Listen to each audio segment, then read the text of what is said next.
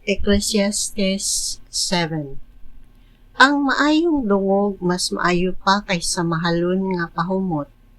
Ang adlaw sa imong pagkamatay mas maayo pa kaysa adlaw sa imong pagkahimugso.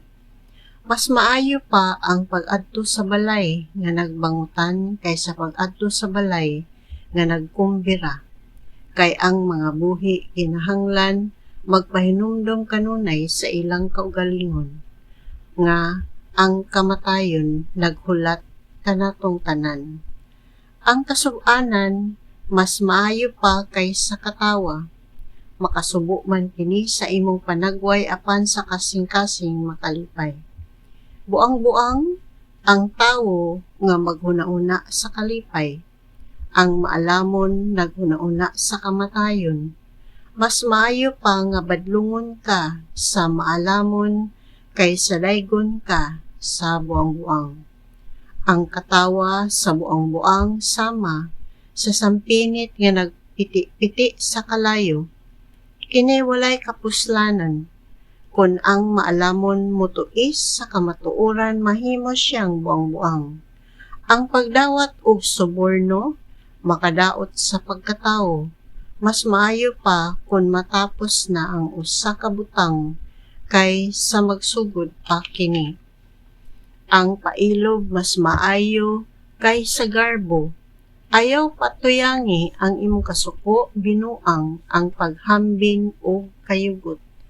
Ayaw gayud pagpangutana nganuman nga ang atong pagkabutang kaniadto mas maayo man kaysa karon. Dili maalamon ang maong pangutana. Ang tawo kinahanglan nga magmaalamon sama kini kamaayo sa pagdawat o kabilin o makahatag kini kanimong dakong kasiguruhan sama sa ikahatag sa salapi. Ang kaalam maglikay kanimo sa kadaot, mao kini ang nakaayo sa kahibalo.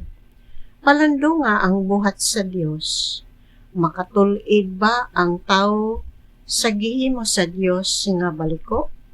Kung maayo ang imong kahimtang pagmalipayon, nigabot sa kasamok hinumdumi lamang kini. Nagpadala ang Dios sa kalipay o sa kasamok. Dili kagayod masayod unsa ang sunod nga mahitabo. Walay kapuslanan ang akong kinabuhi, apan diha niini nakita ko ang tanang butang. Adunay sayong mamatay, bisag maayo siyang tao. O aduna usay taas og kinabuhi, bisag daotan siya.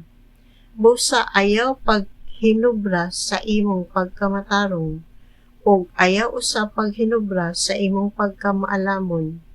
Nganong daoton mo man ang imong kaugalingon, apan ayaw usa paghinubra sa imong pagkadaotan, ug ayaw usab paghinubra sa imong pagbinuang. Dili kinahanglang mamatay ka sa dili pa nimo panahon. Ayaw paghinubra sa bisan lahain diini.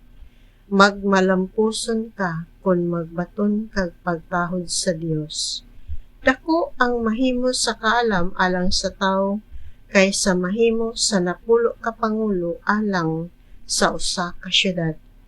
Dinhi sa kalibutan walay tawo nga nagbuhat kanunay og matarong og dili gayud masayop.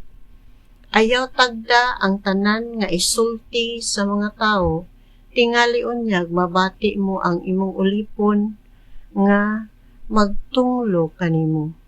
Nasayod ka nga ikaw usab kadaghan makatunglo sa uban. Gigamit ko ang akong kaalam pagsulay niining tanan. Naninguha ako nga mahimong maalamon, apan wala ko gayud kini makab-ot. Unsaon man pagkasayod sa tao kung unsa ang kahulugan sa kinabuhi, lisod tukibon ug lisod sabton kining butanga. Apan gigamit ko ang akong panahon alang sa kaalam ug pagtuon. Gipangita ko ang kaalam ug ang tubag sa akong mga pangutana. O gitun-an ko unsa kadaotan ug unsa kawalay kapuslanan ang binuang. Nakaplagan ko ang labaw pa kapait kaysa kamatayon, ang babaye. Ang gugma nga iyang itanyag mo bitik kanimo sama sa litag o baling, ug ang mga bukton nga iyang igakos kanimo mugunit kanimo sama sa kadena. Ang makasasala madakpan sa babaye, apan ang nagpahimuot sa Dios makaikyas. Oo, miingon ang maalam. Sa hinay-hinay nasabtan ko kini samtang nangita ako og mga tubag. Gipangita ko ang dugang pang mga tubag apan wala na ako'y nakit-an. Nakaplagan ko ang usa ka lalaki nga angay kong tahuron diha sa usa ka libo, apan wala gayoy bisan usa na lang ka babaye. Maura gayud kini ang akong nakatunan. Gihim kita sa Dios nga yano, apan gilisod-lisod nato ang atong kaugalingon.